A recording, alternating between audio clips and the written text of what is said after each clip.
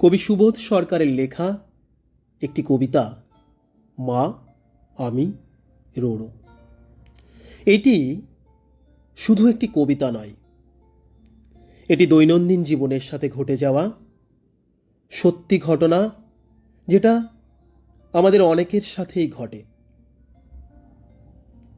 আমার মা একদিন কাশি থামিয়ে বলেছিল, খোকা, আমার পাশে একটু বসবি? সেদিন আমি বলেছিলাম, মা, 6:10 আমার ফ্লাইট, এক্ষুনি বেরোবো। আজ আমি একা, 20তলার ডাইনিং টেবিলে।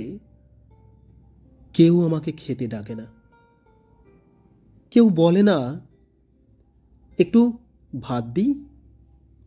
ডাইনিং টেবিলে বিড়াল বসে থাকে।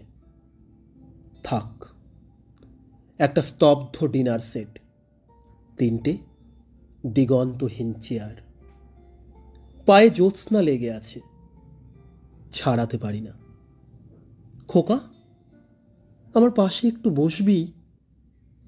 মা বলে একটা চিৎকার করে উঠি 20তলা থেকে।